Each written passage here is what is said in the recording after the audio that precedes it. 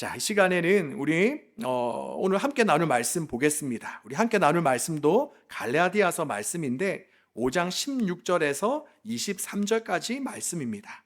우리 갈라디아서 5장 16절에서 23절까지 말씀 우리 함께 찾아서 한 절씩 교독하도록 하겠습니다. 저부터 읽습니다. 내가 이르노니 너희는 성령을 따라 행하라. 그리하면 육체의 욕심을 이루지 아니하리라.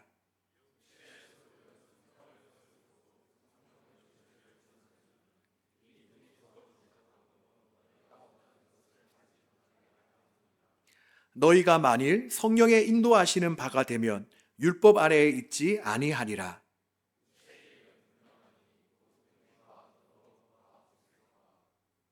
우상 숭배와 주술과 원수 맺는 것과 분쟁과 시기와 분냉과 당 짓는 것과 분열함과 이단과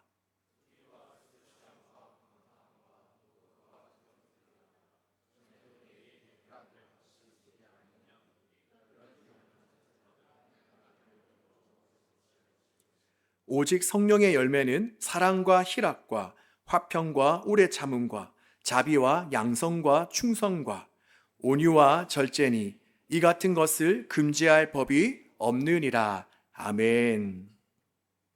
얼마 전부터 저 개인적으로는 은퇴하시는 목사님을 보면서 이런 생각이 들기 시작했습니다. 그것은 한평생 묵묵히 목회하시면서 어떤 불미스러운 일에 휩싸이지 않으시고 잘 마무리하시는 한 분 한 분이 정말 대단하고 존경스럽다. 이런 생각이 들게 되었습니다. 제가 20대 초반 신학교를 다닐 때만 해도 그때는 유명한 목사님들, 소위 대형교회 목사님들이 참 대단해 보였습니다. 뭔가 하나님께 쓰임받아서 큰 일을 하고 계신다는 그런 생각이 들었기 때문입니다. 하지만 지금은 생각이 바뀌어서 물론 그런 분들도 참 대단하시지만 이제는 한평생 무언가에 흔들리지 않고 줄곧 한 길을 걸어오신 모든 분들이 참 대단하다라는 그런 생각을 하게 되었습니다. 왜냐하면 저의 경우를 보면 이제 10대, 20대를 지나서 30대, 벌써 40대가 되었고 그리고 신앙생활을 오래 하면 할수록 뭔가 유혹도 없고 시험 받을 일도 없을 것 같은데 그저 모든 것이 평탄할 줄 알았는데 실제 지금 40대 중반이 되어 보니 그렇지가 않더라고요. 물론 받는 유혹과 시험은 다르지만 더 많은 유혹과 시험들이 계속해서 찾아오더라고요. 그러기에 이 모든 것들을 다 견디고 이겨내신 오직 한 길 믿음의 길을 잘 완주하신 그 목사님들이 참 존경스러웠습니다. 바로 이처럼 우리는 이 땅을 살아가면서 육신의 정욕과 관련해서든지 아니면 악한 영들로 인해서 우리는 자꾸만 계속해서 여러 가지 크고 작은 유혹과 시험들을 받는데 그래서 성경은 우리에게 이런 말씀을 하고 있는 줄도 모르겠습니다. 우리 한번 성경 말씀 몇 가지를 한번 읽어볼게요. 우리 먼저 베드로전서 5장 8절 말씀. 자, 성경은 우리에게 뭐라고 말씀합니까? 우리 함께 읽어보겠습니다. 근신하라 깨어라 너희 대적 마귀가 우는 사자와 같이 두루다니며 삼킬 자를 찾나니. 자, 그리고 한 곳도 베드로전서 4장 7절 말씀입니다. 한 번 더 읽어보겠습니다. 만물의 마지막이 가까이 왔으니 그러므로 너희는 정신을 차리고 근신하여 기도하라. 우리 사랑하는 여러분, 바라기는 날마다 근신하여 깨어 있을 수 있기를 바랍니다. 우리가 마지막이 가까울수록 더욱더 우리가 정신을 바짝 차리고 더욱더 기도에 힘쓰는 우리 모두가 되기를 바랍니다. 우리 믿음 생활에 있어서 안전지대는 없습니다. 우리는 이쯤이면 됐겠지, 이쯤이면 괜찮겠지 하고 만족할 때에 우리는 그때 걸려 넘어지고 마는 것입니다. 요즘 참 자전거 타기 좋은 계절인데 다들 자전거를 한 번씩은 다 타보았을 것입니다. 자전거가 이제 좀 속도가 붙었다고 우리가 페달 돌리는 것을 멈추면 어떻게 됩니까? 물론 한동안은 페달을 돌린 것이 남아있어서 앞으로 전진해 가겠지만 우리가 결국 페달을 돌리지 않으면 어느 정도 가다가는 멈출 것이고 또 결국은 그 자전거는 넘어지고 말 것입니다. 그런데 이것은 우리의 믿음 생활도 똑같습니다. 우리가 수련회 때 이 정도 은혜 받았으면 됐겠지. 또 내가 이 정도 말씀 보고 기도했으면 됐겠지 하고 우리가 멈출 때에 우리는 넘어지고 마는 것입니다. 그러니 늘 우리는 기도와 이 말씀의 페달을 돌리면서 살아가야 하는 것이죠. 우리가 구약시대 하나님의 성소에 보면 촛불이 항상 켜져 있었습니다. 이것은 우리에게 무엇을 말해주느냐? 바로 하나님이 거하시는 성전은 말씀과 기도가 멈추어서는 안 된다. 꺼져 있어서는 안 된다. 그러기에 바라기는 우리가 주님을 모시고 살아가는 우리의 마음, 우리의 성전, 우리의 삶 속에서도 날마다 말씀과 기도의 촛불이 항상 켜져 있을 수 있기를 바랍니다. 자, 그렇다면 왜 이처럼 우리는 하나님의 자녀라고 하면서 이처럼 많은 유혹과 시험들을 받고 또 우리가 때때로 죄에 넘어지게 됩니까? 우리가 결론부터 말씀드리면 우리의 영은 거듭났지만 아직 우리의 육신은 거듭나지 않았기 때문입니다. 그러니까 우리의 영은 거듭났지만 우리의 육신은 거듭나지 않았다라는 말입니다. 이것이 무슨 말인가 하면 우리가 예수님을 나의 구주, 나의 구원자, 나의 주인으로 믿고 영접하면 우리가 구원을 받게 되는데 그것을 거듭났다, 다시 태어났다라는 그런 표현을 씁니다. 즉 첫사람 아담과 하와의 범죄 이후에 영적으로 죽었던 우리가 이제는 예수 그리스도의 그 십자가를 믿음으로 말미암아 새롭게 다시 태어나게 되었습니다. 우리가 새 사람이 되었던 것이죠. 그리고 여기서 죽음이라는 것은 하나님과 인간과의 단절을 의미하는 것이고, 그러기에 우리가 다시금 새롭게 태어났다는 것은 끊어졌던 하나님과의 관계가 다시 회복되었다라는 것을 의미합니다. 그런데 여기서 우리가 눈여겨봐야 될 것이 하나 있는데, 그것은 바로 거듭나는 것, 다시 태어나는 것은 우리의 영이지 우리의 육신이 아니라는 것입니다. 그러니까 우리가 예수님을 믿으면 우리의 영혼이 새롭게 태어나고 새롭게 변화되는 것이지 우리의 육신은 어떻습니까? 우리의 육신은 예수님을 믿기 전이나 후나 똑같죠. 우리의 육신은 그대로입니다. 자, 그래서 우리가 예수님을 믿고 구주로 고백하면 우리의 영은 새롭게 거듭나 구원을 받게 되지만 우리의 육신은 전과 동일하게 연약함과 나약함을 간직하고 있습니다. 그래서 우리가 실제로 많은 사람들이 예수님을 믿으면 곧바로 모든 죄를 다 끊고 완전히 새로운 삶을 살 것이라고 생각하지만 대부분이 그렇지 못하는 이유는 무엇이냐? 바로 우리가 예수님을 믿고 하나님의 자녀가 된 이후에도 여전히 변화되지 않는 이 육체를 가지고 살아가고 있기 때문입니다. 자, 그리하여 우리가 거듭나는 순간부터는 우리 안에는 두 가지의 갈등 구조가 생겨나게 됩니다. 먼저는 변화된 영, 거듭난 영과 또 거듭나지 않는 육체, 이 둘 간의 대립과 갈등이 시작되는 것입니다. 오늘 우리가 읽은 본문 말씀 17절에도 이것을 설명하고 있는데, 자, 바로 육체의 소욕과 성령의 소욕 간, 바로 그것의 대적이 일어나는 것입니다. 그렇기 때문에 우리는 늘 육신, 우리의 육체의 이 욕망들과 계속해서 우리는 겨룰 수밖에 없는 것입니다. 그런데 안타깝게도 많은 크리스찬들이 이 싸움에서 패배하고 있습니다. 성경은 우리에게 하나님의 말씀과 기도를 통해 더욱더 거룩해지라고 말씀하고 있는데 우리는 점점 세상에 빠져 살아가고 있습니다. 또 성경은 우리에게 성령의 거룩한 전신갑주를 입어라 라고 말씀했는데 어쩌면 우리는 날마다 육체의 욕망과 쾌락의 옷을 입고 하루하루의 만족을 찾으며 살아가고 있습니다. 또한 성경은 우리가 조금 전에도 읽었지만 정신을 차려라, 깨어있어라, 너희 대적 마귀가 우는 사자와 같이 두루다니며 산길 자를 찾는다라고 말씀하고 있는데 우리는 어쩌면 불나방처럼 날마다 달콤한 죄를 향해 달려가고 있는 것입니다. 어느 날 세계적인 복음 전도자인 T.L. 오스본 목사님이 항구에서 배가 떠날 시간을 기다리고 있었습니다. 그런데 지금 그 목사님의 눈앞에 아주 재미있는 광경이 벌어졌습니다. 바로 수많은 돼지떼들이 줄을 이어서 몰입꾼을 따라가는데 한 녀석도 빠짐없이 그 몰입꾼을 잘 따라가는 것입니다. 그런데 원래 돼지들은 여간 다루기 힘든 존재가 아니라고 합니다.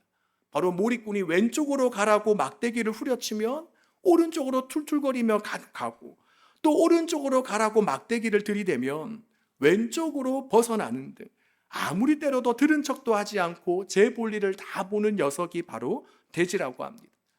근데 지금 이 목사님이 보고 있는 돼지들은 이 몰입꾼을 너무나도 고분고분 잘 따라가니 목사님은 그것이 너무나도 신기해서 그 돼지떼들을 한번 따라가 보았습니다. 자, 그런데 이 돼지떼들이 도착한 곳이 어디겠습니까? 어디일까요? 바로 도살장이었습니다. 그런데도 이 돼지들은 거침없이 그 도살장에 큰 쇠창살이 있는 문 안으로 몰려 뛰어갔습니다. 정말 이 모습이 너무나도 우습기도 하고 미련하기도 해서 그 모습을 우두커니 지켜보고 있던 목사님은 몰입꾼이 다시 나오기를 기다렸습니다. 그리고 몰입꾼이 나오자 목사님은 그의 신기한 기술에 탐복하며 비결에 대해 물었습니다. 자, 그러자 그 몰입꾼이 이렇게 대답합니다. 목사님, 그것은 아주 간단합니다. 그놈들은 콩을 좋아하거든요. 가면서 콩을 한 움큼씩 길바닥에 뿌려주면 그놈들은 나를 따라오는 것이 아니라 콩을 따라오는 거예요. 이렇게 정신없이 콩만 주워 먹고 가다가 자기가 죽을 곳도 모르고 가고 있는 거지요. 자, 여러분, 어쩌면 이 어리석은 돼지의 모습, 바로 정신없이 눈앞에 있는 콩만 주워 먹고 가다가 자기 죽을 곳으로 가는 것도 모르는 모습이 어쩌면 저와 여러분의 모습이 될 수도 있다라고 생각합니다. 돼지가 좋아하는 것이 무엇이라고 했습니까? 뭐라고 했죠? 콩이었습니다. 바로 돼지는 자기가 가장 좋아하는 그 콩만 추구하다가 결국은 멸망의 길로 가고 말았습니다. 자, 그렇다면 지금 저와 여러분이 가장 좋아하는 것은 무엇입니까?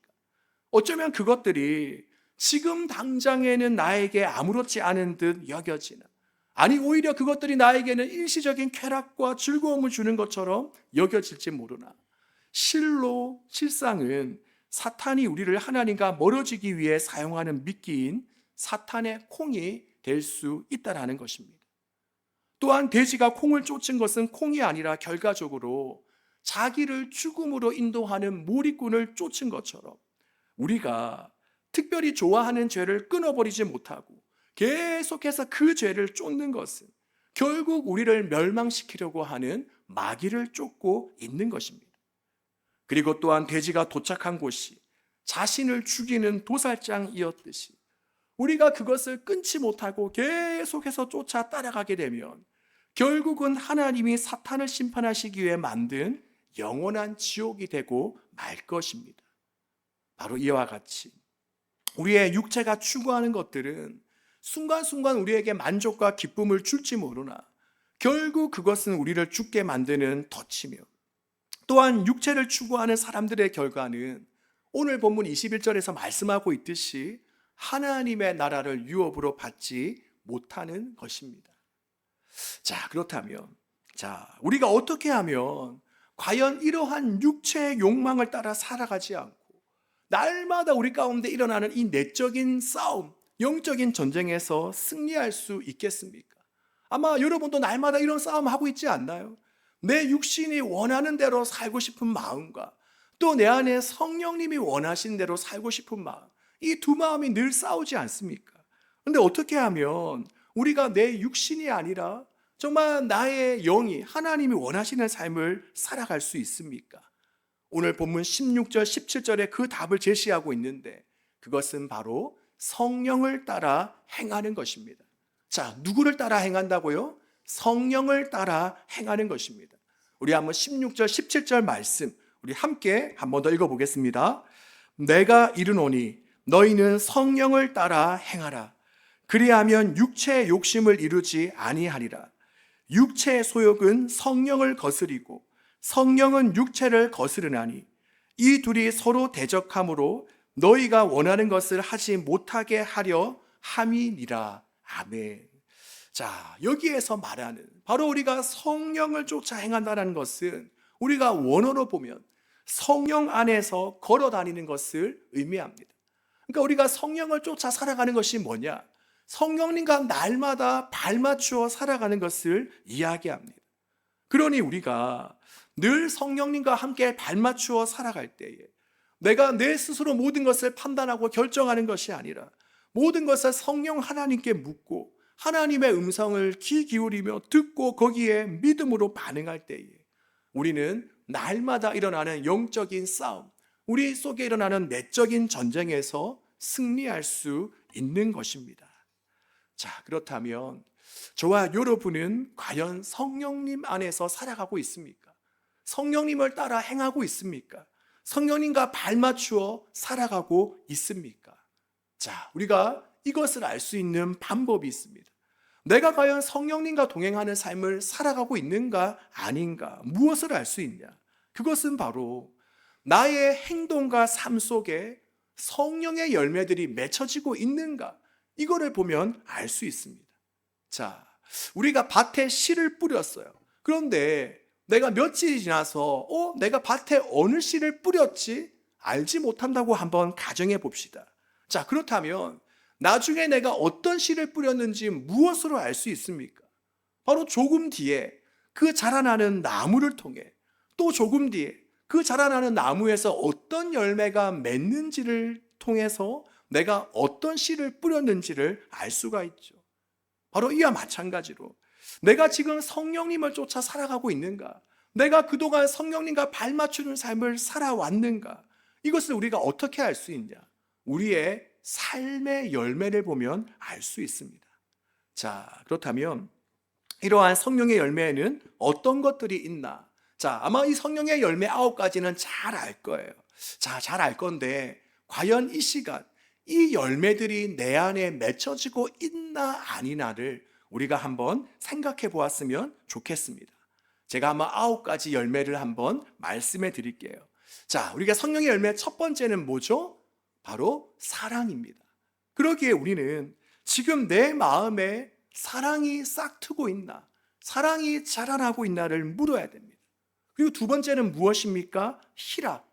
바로 내 마음에 하나님이 주시는 기쁨이 생겨나고 있는가. 세 번째는 화평. 내 마음에 평화가 있는가. 내 마음에 하나님이 주시는 샬롬의 은혜가 있는가. 또 네 번째는 오래 참음. 내 마음 안에 오래 참음이 있는가. 내 마음에 인내가 자라나고 있는가. 또 다섯 번째는 자비입니다. 바로 다른 사람을 향해서 선한 마음을 품고 있는가. 그리고 여섯 번째는 양선. 다른 사람에 대해 내가 선한 마음을 가질 뿐만이 아니라 선한 행동을 보이고 있는가. 그리고 일곱 번째는 충성. 나는 충성된 믿음을 가지고 있는가. 여덟 번째는 온유. 나는 온유한 마음을 가지고 있는가. 그리고 아홉 번째 절제. 나는 점점 나의 생활에, 나의 말에 절제가 일어나고 있는가. 바로 우리가 이러한 열매들을 보면 지금 내가 신앙생활을 잘하고 있는지, 내가 성령님과 동행하는 삶을 살아가고 있는지 그렇지 않은지를 우리가 분별할 수 있는 것입니다. 그리고 이 9가지 질문을 하나로 줄이면 무엇이 되는가?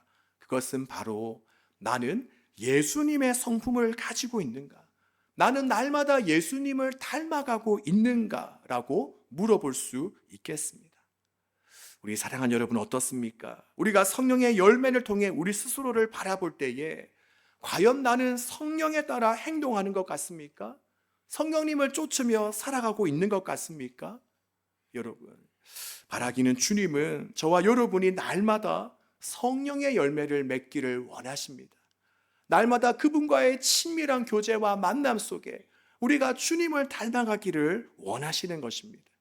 바라기는 우리가 성령님과 날마다 발맞추어 살아감으로 말미암아 저와 여러분의 모습 속에 예수님의 성품과 마음이 가득할 수 있기를 주님의 이름으로 축복합니다. 자, 그럼 이제 마지막으로 그렇다면 우리가 어떻게 성령 충만한 삶을 살아갈 수 있는가? 어떻게 우리가 성령님과 날마다 동행하는 삶, 정말 성령님의 은혜가 넘치는 삶을 살아갈 수 있는가? 우리가 여러 가지 방법이 있겠지만 그 중에 하나를 말씀드리면 그것은 바로 성령 하나님을 우리가 사모하고 갈망하는 것입니다. 우리가 잘 아는 누가복음 11장 13절에 보면 이렇게 말씀하십니다. 너희가 악할지라도 좋은 것을 자식에게 줄 알거든 하물며 너희 하늘 아버지께서 구하는 자에게 성령을 주시지 않겠느냐. 자, 주님은 어떤 자에게 성령의 은혜가 임한다라고 말씀하고 있습니까? 바로 구하고 사모하는 자에게.